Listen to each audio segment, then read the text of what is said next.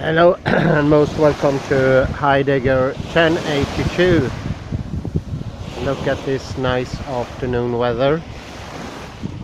Beautiful view of the little port and the lovely tower over there.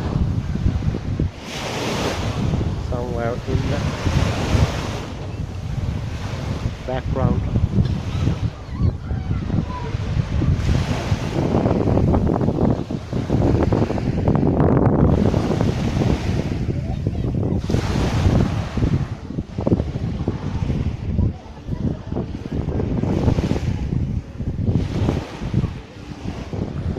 So very fitting today we will speak about Heraclitus, the utmost favorite of Heidegger, after Plato I would say. And Heraclitus is interesting because his worldview is quite different from the other philosophers of Greek heritage. He's so different he cannot even be said to be an antagonist of the others. He's just his own special case. It has been disputed whether he might have been influenced by East Asian thinking. There bears some similarities to Indic thinking. So you have some sort of understanding how different he really is. Today I will deal with a text that was suggested by me by Kalle. It's called Babylonian Hermeneutics and Heraclitus. It's written by Maurizio Viano and it's published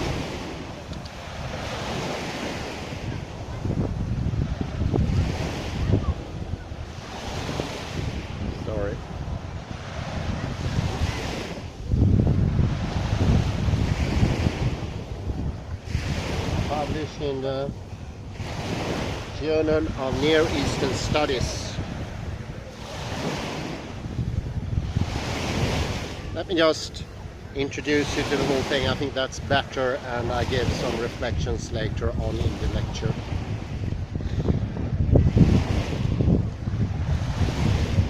Babylonian hermeneutics has been at the center of numerous studies, particularly in recent years. Scholars have established that through analogical reasoning, Babylonian hermeneutics developed speculative thought that exploited the potential of the cuneiform writing system to explore new meanings according to phonetic, semantic, and graphic similarities.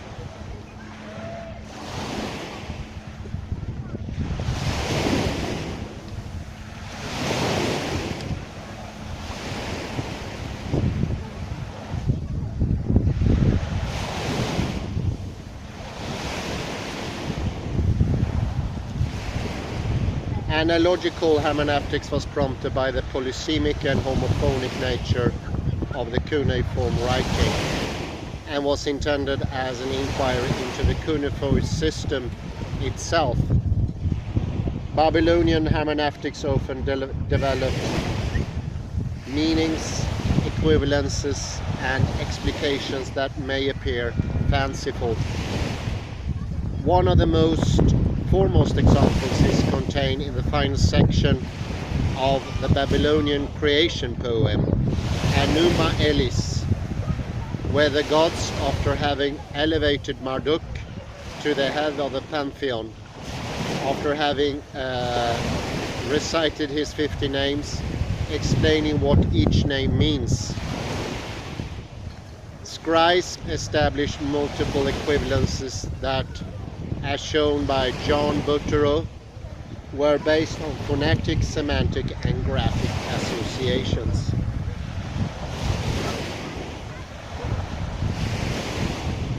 For example, the name Asari is explained as Asa, Resha, Rikmi, Ritish, and so forth.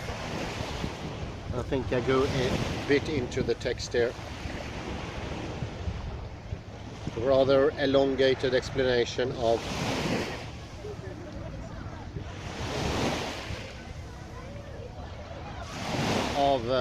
similarities in graphic form, shape, pronunciation, meaning, grammatical closeness, syntax, and so forth.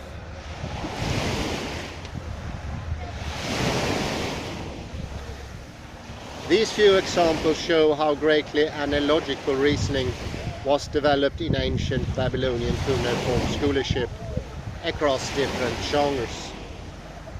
Analogical hermeneutics was not simply a scholarly game designed to show scribes' ability and proficiency in cuneiform knowledge, but was aimed at the expansion of knowledge.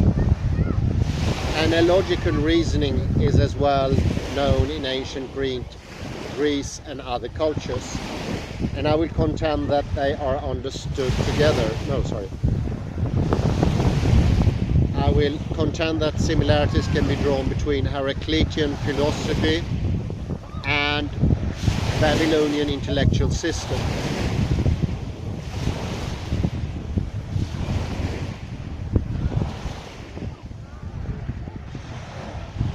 Particularly, I will argue that Heraclitus fragments can be read in the light of Babylonian hermeneutics and vice versa, and that they share a similar epistemological approach to knowledge, although the object of the inquiry was different.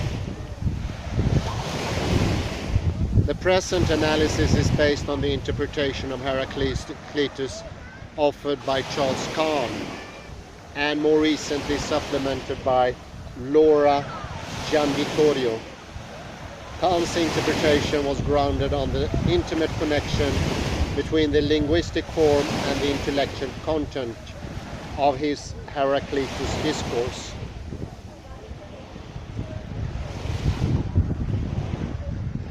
From the starting point, Kahn elaborated the concept of linguistic density and resonance.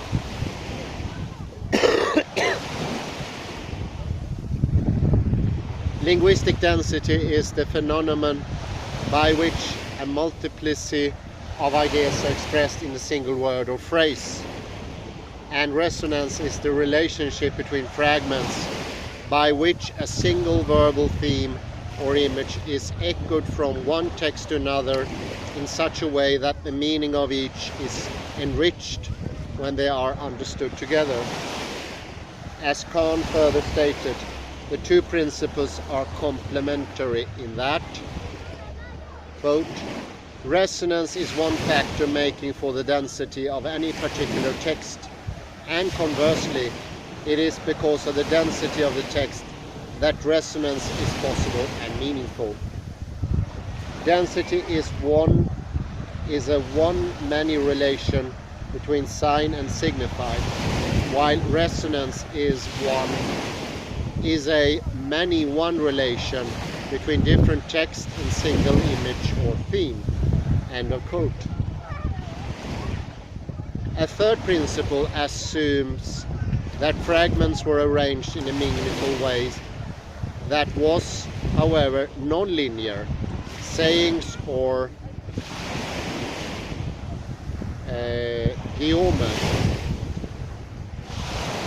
gnome were linked together not by logical argument, but by interlocking ideas, imagery, and verbal echoes. Heraclitus' discourse was notoriously difficult to understand, and often very different interpretations have been put forth, due to its cryptic style built on paradoxes, similes, wordplays, metaphors, puns, and riddles. Timon Amphileus called him the Riddler, and at some point Heraclitus was bestowed with the enduring appellative of the Obscure.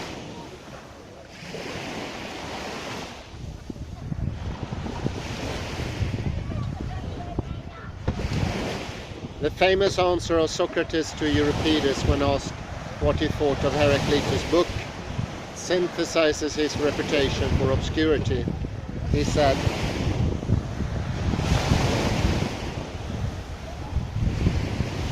What I understood was good, and no doubt also what I did not understand. But it needs a diver to get to the bottom of it." End of quote. Aristotle blamed Heraclitus' writing for syntactical ambiguity that was combined with a tendency for asyndetic coordination. End of quote.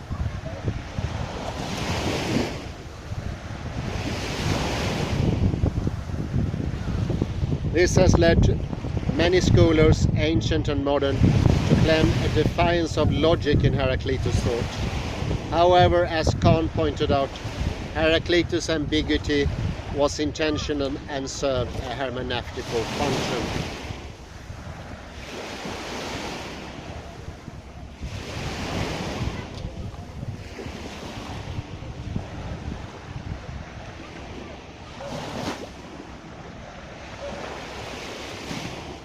As with Babylonian scholarship, analogical reasoning in Heraclitus tends to semantic proliferation and ambiguity. I will first illustrate relevant examples showing similarities between Heraclitus and Babylonian scholarship, and then I will set the Babylonian epistemological system in light of Heraclitus' philosophy.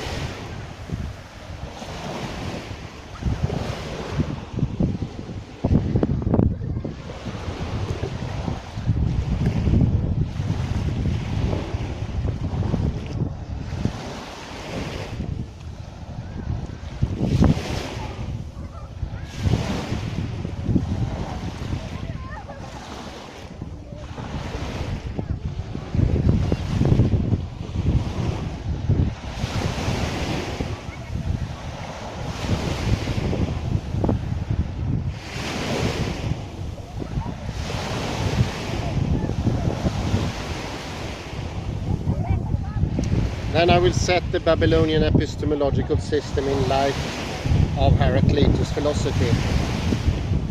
Heraclitus' fragment D53b48 is one of the most famous cases of the identity of opposites.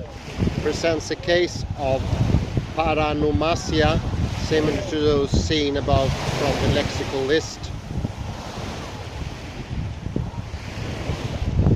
Now it's getting a bit complicated here.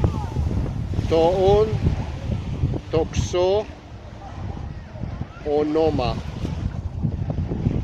bios, ergon de thanatos. The name of the bow is life, but its work is death. In this fragment, Heraclitus played with the ambiguity of the early Greek writing that does not mark the accent. The word bios could be read both as bios, life, like in biology, and bios, bow, and consequently as a life-threatening weapon. Thus, through this analogical association, Heraclitus claims that the identity of life and death. This fragment fully expresses the ambivalent possibilities of the words, because two completely opposite realities, life and death, are conveyed by the very same word, or better, two homographic words. If we attempted to express this fragment in Babylonian way, we would probably have three lexical entries, in which, by analogical reasoning, the concept of death is drawn from its antonym through the word for bow. And that would be bios, bios, bios, life, bow, death.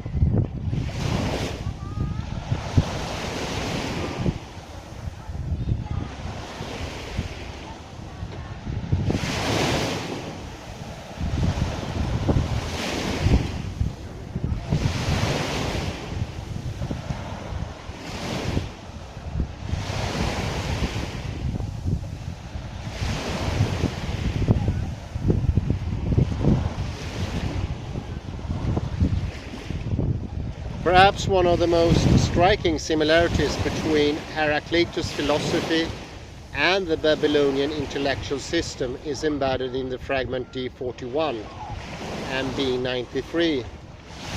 O anas uto mandeon esteto en delphis ute lege ute crypte alla simani.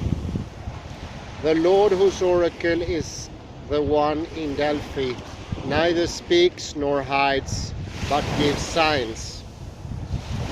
Heraclitus refers to Apollo's utterance that was delivered through the Delphic oracle in indirect form,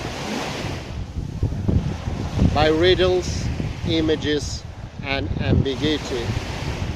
As argued by Kahn, the sign in Heraclitus' case is the very form of his discourse, the nature of the logos which he has composed as an expression of his own view of wisdom, end of quote. Like the Delphic oracle, the logos has a hidden and enigmatic nature. It is not simply Heraclitus' discourse that is enigmatic, but it is language itself which, by its dual capacity to reveal and to obscure, provides the natural sign for the multifarious and largely latent connections between things, end of quote. Indeed, in fragment D50, Heraclitus states, harmonien, aphanis, phaneris, kreson. An unapparent connection is stronger than an apparent one, clearly pointed to the unseen connection of opposites. Those unable to understand the logos are axeneto, uncomprehending, namely unable to put things together and find connections between things. Likewise, in Mesopotamia, finding connections between signs to reveal underlying meanings was the pursuit of true knowledge. Putting things together, finding underlying and hidden connections are precisely the essence of Babylonian hermeneutics.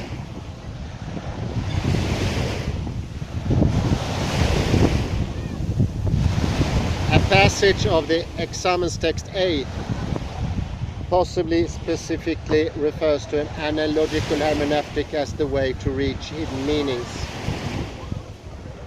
Do you know how to spread out in the same way the secrets of Sumerian you have learned? It is likely that to spread out here refers to the required ability of the student to expand knowledge by finding hidden meaning.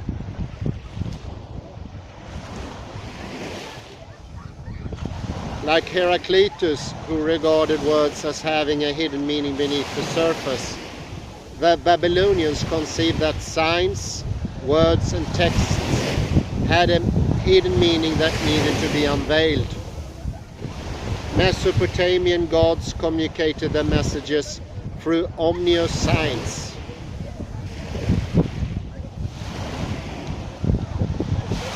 And they inscribed them in the universe. Divination was like reading a text.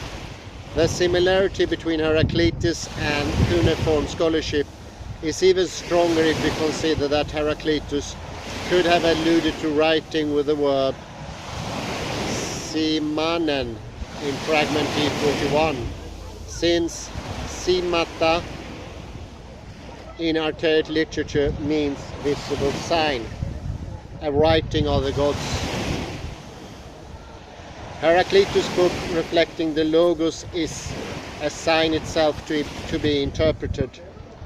The relation between Apollo's utterance and the logos is the same as that between Mesopotamian gods, signs inscribed in the universe, and the written word.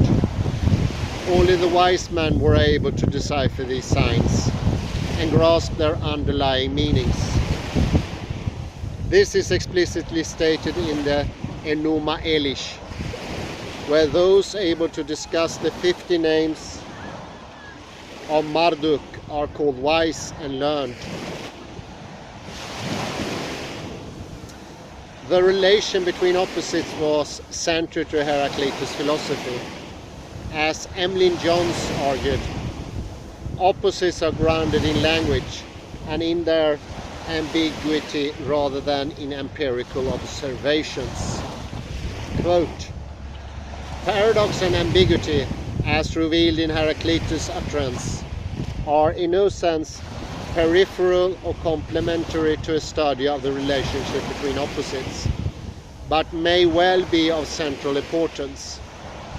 Opposites which are formally identifying words of similar form but contrary meanings are literally the same.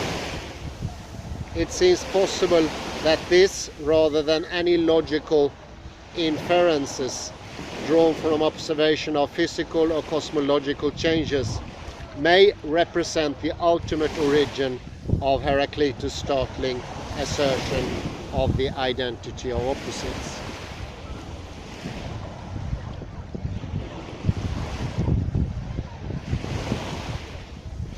At least such a hypothesis would account in some measure for the lack of conventional explanation of assertions with regard to opposites, which in antiquity gave Heraclitus his celebrated reputation for obscurity. The assertion was, in a sense, its own explanation, since the relationship between opposites was displayed as self-evident in language, which he believed reflected the structure of reality. Explanation was neither necessary nor even possible. And a quote from Emlyn Jones.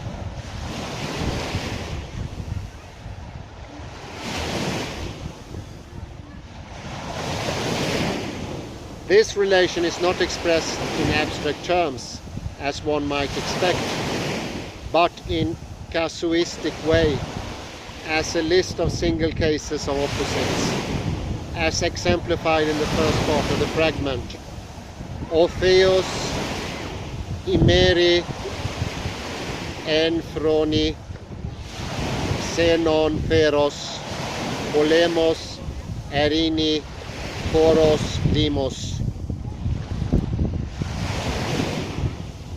Good, day, night, winter, summer, war, peace, satiety, hunger.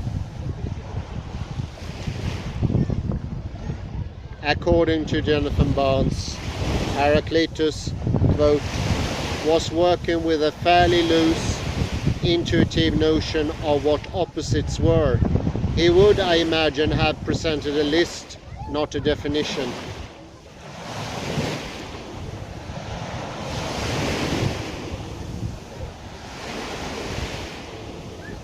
If asked to explain himself, wet, dry, up, down, straight, crooked, sweet, sour, hot, cold, male, female, and so on.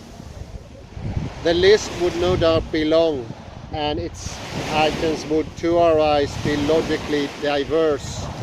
Some pairs seem logical contraries, some express physically incompatible properties, some are elliptically expressed relations between which no true incompatibility exists in the form of a list. End of quote.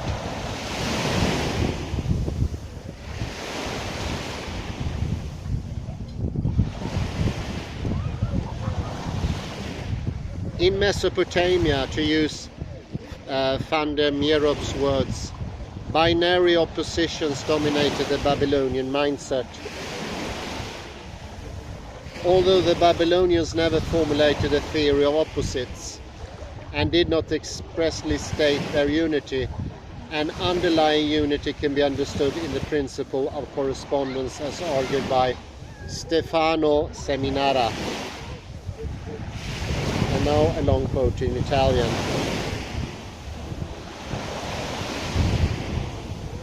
L'idea della corrispondenza tra sumerico e accadico non è altro che una della molteplici manifestazioni della convinzione babilonese che l'universo sia immaginabile come strutturato in serie di coppie speculari o antitetiche in rapporto di corrispondenza bio-univoca.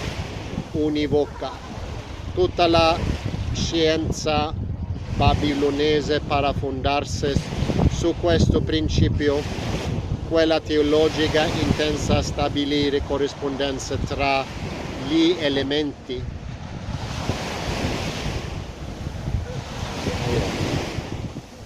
A concept similar to that expressed in the above discussed Heraclitus fragment D50 is known in Mesopotamian in the Sumerian word Hamun, meaning something like harmony of the opposites, and it's in its Akkadian translation Mithurto, meaning opposition, counterpart.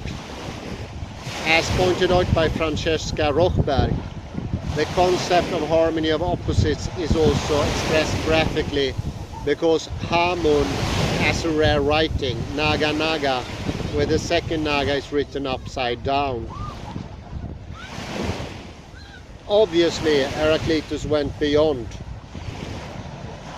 the unity of opposites by stating their kinship, their identity.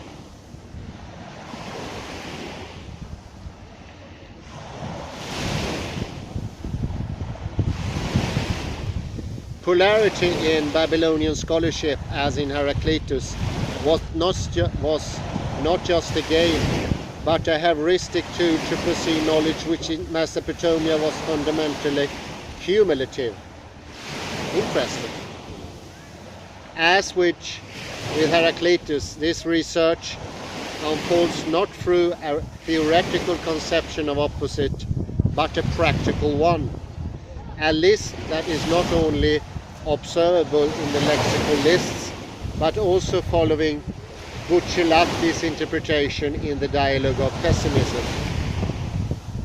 In the wisdom text, a series of opposites juxtaposed in a proverbial structure with only an apparently iconic touch represent the completeness of knowledge, that is, their unity.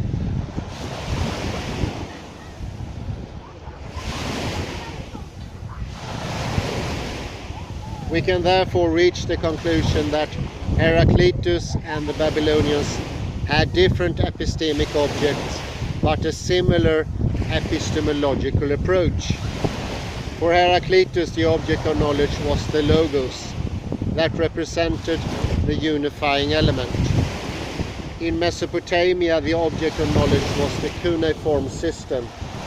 In both systems, the analysis of the minimum semantic units were epistemological tools to expand knowledge.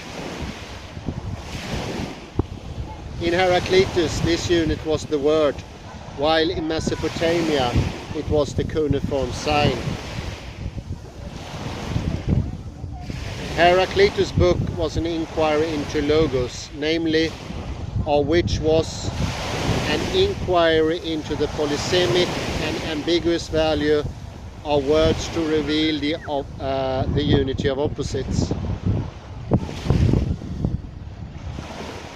Babylonian scribal scholarship was an inquiry into the cuneiform system, in other words, into grammata. These inquiries were pursued through analogical reasoning, which, however, was not the only cognitive strategy, as shown in Figure 1.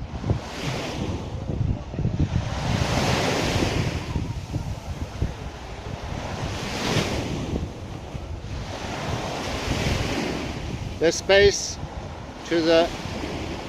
left to other cognitive strategies is what guarantees that scribes were not using antonymic association in daily practice.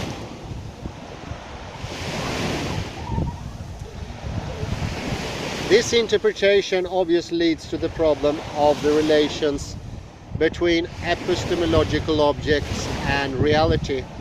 Scholars have long assumed that Heraclitus believed in an ontological relationship between names and things, so that names reveal the essence of things. Assyriologists have argued the same for the Babylonians. However, more recently, as far as Assyriology is concerned, Chrysostom has contended that the relation was a conventional one, as with Aristotle and Saussure, and that analogical hermeneutics was simply a scribal practice. Between the ontological and conventional relationship of names and things, we can place Gian Vittorio's interpretation of Heraclitus. She argued for the structural analogy between Heraclitean logos and reality. The logos represent an heuristic model of the world, and its understanding aids the understanding of the world, and vice versa.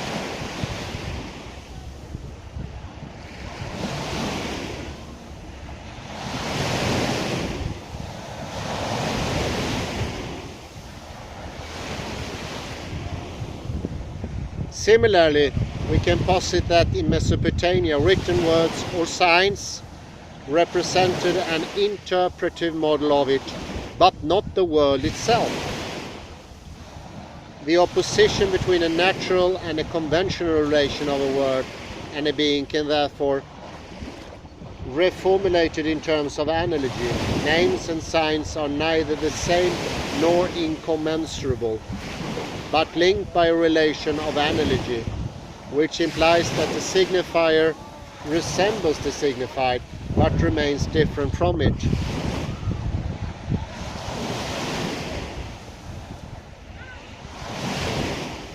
Gian Vittorio further contends that between logos and names existed the same relation as between unity and multiplicity.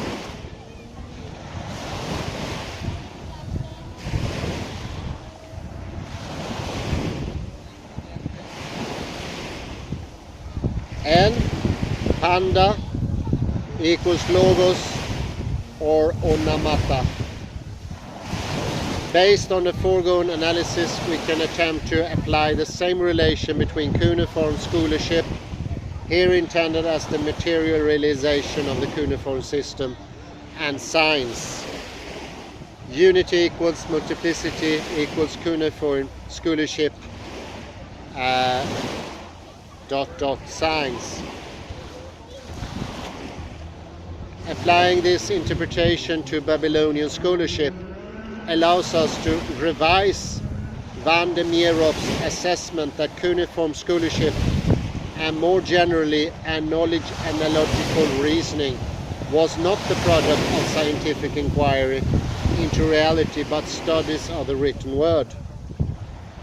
Certainly they were not inquiries into nature, he says, rather studies on the written world, but they did not only serve to teach people what the possibilities of the writing system were and how they could expand written vocabulary.